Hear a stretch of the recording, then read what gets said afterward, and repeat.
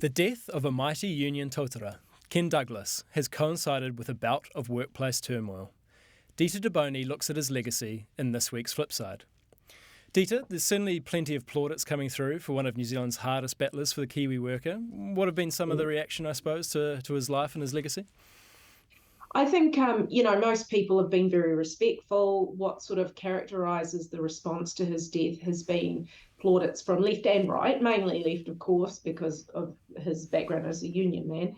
But he also worked very much with right-wing politicians, with the business community. He's on many boards.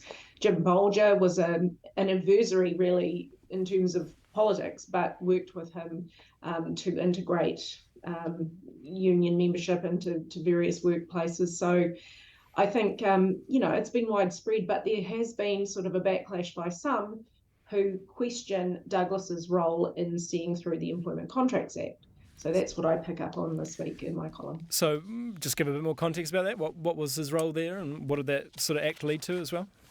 So he was the inaugural president of the CTU, and during the time that he was in that role, the government wrote the Employment Relations Bill, which was a bill that basically they wrote as a result of pressure from the Business Roundtable and other business community people, wanting more power in the workplace, wanting more flexibility. And to be fair, the preceding period had seen a lot of union turmoil, and unions, obviously, as we all know, had more power in those days. So they were flexing their muscles, testing the limits, and perhaps had put many people offside. And so at that point in history, the Business Roundtable and their cohorts thought this is the chance to upend the power relationship in the workplace.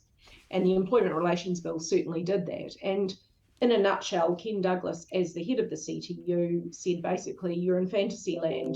He said this to the unions under his ambit.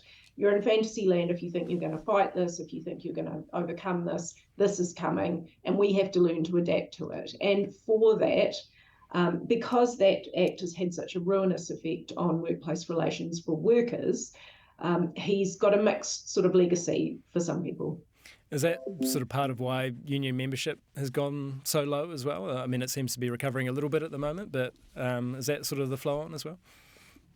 I think that what it did is it made unions unwelcome in the workplace, essentially, and it really put a dagger through the heart of collective bargaining, which is the very foundation, the building block of unionism.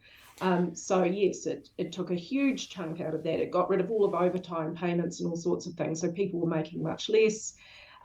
Because unions become weaker, they can't help as many people. They only work when they're strong. So it's been a sort of a tumbling effect over all these years. But of course, what's happened now is that the cost of living crisis and COVID has exacerbated the inequality and made it more visible for people. And I think that is turning people around to looking at unionism again in the workplace, or at least collective bargaining, if not unionism. Yeah, we are seeing a bit of a resurgence, aren't we? I guess mostly in the States at the moment, but there has been a bit of action in New Zealand as well, most notably in the mill, the Kawerau mill, was it? Kawerau mill, yes, that's right. I think what's happened in the States is that things have become so dire.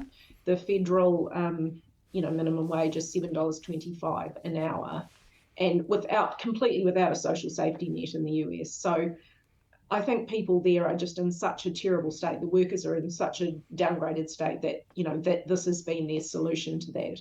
And I think here what was interesting about the Kawerau incident with Essity was that the public seemed quite behind it. And I think that, in years past, I was a member of the union at the Herald when we struck, and we did not have a lot of public support.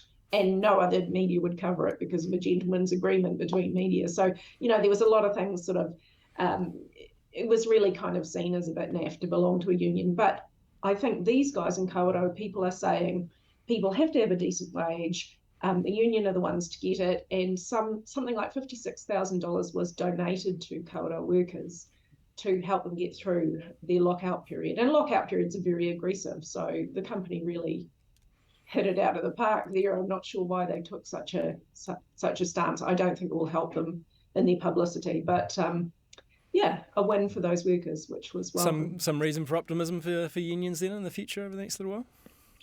I think they can certainly talk up that victory, and collective bargaining is, of course, coming in as fair pay agreements anyhow, and that will apply to everybody in those affected sectors.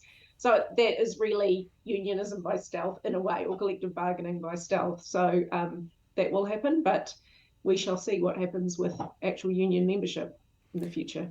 That's this week's Flipside. Dita, thanks for your time. Thank you.